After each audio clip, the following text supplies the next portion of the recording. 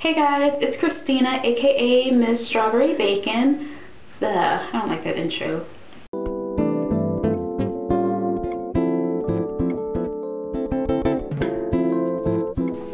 Hey everybody, it's Christina, aka Miss Strawberry Bacon, and today I'm going to be talking all about books. So if you don't like books, just exit because that's all this video is going to be about. And pretty much I'm going to talk about books that I have finished this past summer. I know the summer has been over for a while, but I wanted to wait till I got some more books in before I did this video. But yeah, I'm going to be talking about books that I have finished and books that I am going to read in the near future. So let's go ahead and get started with everything. Alright, the first book that I read, like, I don't even know how many months ago, was Divergent and Insurgent. I just have Insurgent here, and they were written by Veronica, Roth. And Divergent is the first book. I don't have it with me because I'm letting a friend borrow it. But pretty much the premise is post-apocalyptic Chicago is divided into 5 factions. I call them like 5 societies really. And each faction is devoted to a certain ideal or principle that they live by. And pretty much when you get 16, you choose through like various testing things what faction you're going to be in the rest of your life. And the story follows Beatrice Pryor. It's been a while, hopefully that was her last name, but pretty much Trish, and it just follows her choice and the faction, you know, that she chooses and the consequences that go along with that particular faction. And pretty much these are very, very good books. If you love the Hunger Games, you will really, really love this book. It's pretty much the same like basis idea, teenagers overthrowing the set government, which I don't know, I thought was really interesting and really good. So Divergent and Insurgent by Veronica Roth. Alright, the next books are Delirium and Pandemonium, and they were written by Lauren Oliver. And pretty much the basis of this story is whatever many years in the future, the United States, I think it's the whole world, but pretty much this sets place in the US. Pretty much they have deemed love a disease, and it is illegal to love because they believe that love is the basis of every bad, horrible thing that has come across in our history. So it's just like, let's just cut it out. And I admit to being kind of anti-love at some time, so that idea really, really got my interest perked. So I said that weird, didn't I? Anyway, so I thought that was just a really interesting idea. So pretty much when you become 18, you get cured. Pretty much they like laser your brain open. And the main character in this is Magdalena, Lena for short. Anyways, none of these people really go by their names.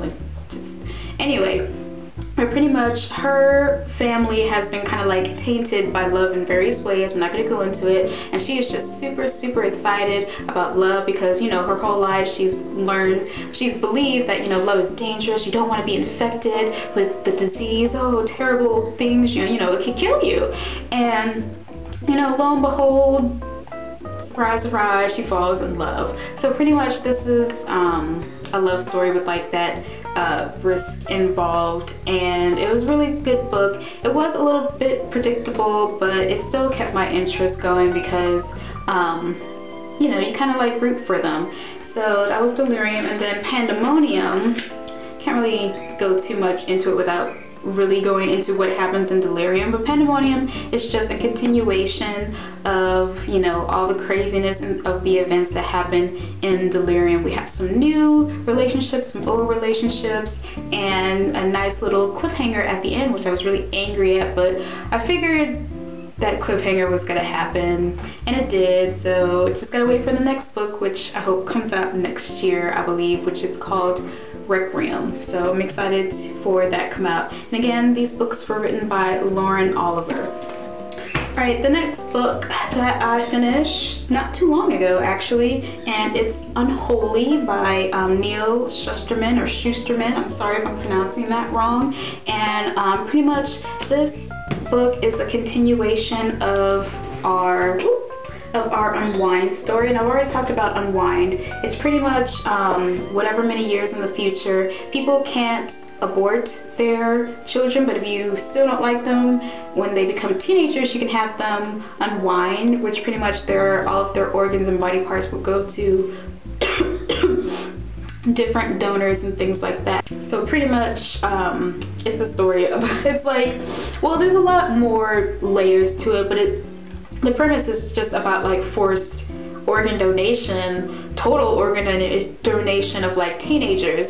And Unholy just is a continuation of the story of our three main characters, Connor, Risa, and Lev, after all of the cuckoo that happens in Unwind. I can't really go into it. I don't want to give like too many spoilers, but we do have three new characters. We have Starkey, which is like, he's like Connor and Roland on steroids, and he's just but half the smart. I mean, he's smart, but he doesn't think things through like too far in the future anyway.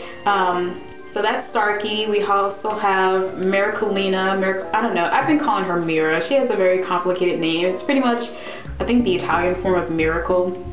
And she's pretty much a hyped up version of the person that Lev used to be. And then we have Cam, whose picture is actually on the front. His face is kind of like all scarred and kind of not that perfect. And that's because he is 100% comprised of Unwind parts. None of him came from any, like, pretty much, it's not like he started out all as a real person and then, you know, got into like a bad car accident and then got all these new parts. No, 100%, every single part of him comes from a different person. And Unholy, sorry for that nasty moment, but I thought about that. That was so funny. And so yeah, that's Cam, and he was the character that I was most interested. I felt like we didn't get to see too much of him, but yeah, if you thought Unwind was crazy, Unholy is just as crazy, just as suspenseful, excuse me, and there are a lot more risks taken and given in this book. And so yeah, it was really good, and I really cannot wait to see how this ends. I need to make sure these kids live, man. They need to live so much. It's like, it's so stupid because like in your brain you're kind of thinking like, well, if they do get unwound, it's not like they're really dead, but your sense is like, yes, they really are dead, because they're dead. They're chopped up in little pieces and they are dead. So it just, you feel bad. Alright, so I'm going to go on to books that I am going to read in the near future when I have time. Alright, so the first one that I'm planning on reading soon is Once on a Moonless Night by Sijie. I know I'm pronouncing that totally wrong. It's a Chinese author. That's what the book looks like. I pretty much got this because it was on sale, and I've already read another book by him, Balzac and Little Chinese Seamstress, and I really liked that story. So I thought I'd pick this up and see how it was, see what it was about, and hopefully it's just as good. Next one is Mother Tongue by Bryson, and this is actually a book that I'm borrowing from a friend, and it's pretty much it says at the bottom, English and how it got that way. Me and my coworker, we really like, what is it, the etymology, is that the right word? Pretty much like the history of words and where they came from, why we use them, you know, just like origin kind of stuff. And so she thought I would really enjoy this book, and as you can see, it's been getting a lot of love, so I'm excited to read that and see, you know, everything it has to offer. And the last one that I just got, because it came out not too long ago, well, depending on when this video goes up, but it's called The Raven Boys by Maggie Stiefvater. And this is what it looks like, and I'm super excited about this because this is definitely one of my favorite authors. I mean, you've seen me talk about her books before, like the Shiver series and the Scorpio Races, and I just really love how she writes. And this is going to be a trilogy, so I'm super excited because, you know, this will be like the next trilogy that I've read besides, you know, the Shiver trilogy. So it'll be like more to read, so I'm really excited. And yeah, that's like the last book. So been stacking those. So I hope you guys enjoyed this video. If you have any questions or have books that you recommend based on the books that I showed you here, I would love to hear it. Again, well, I always say like that, again, even though I don't really said it earlier in the video, but if you have any questions, leave them down below. I hope you guys enjoyed the video. Well, I guess I did say that again. Sorry, rambling. I get like zoned out and like brain farting. But I really hope you guys enjoyed this video, and I'll see you all in my next one. Bye!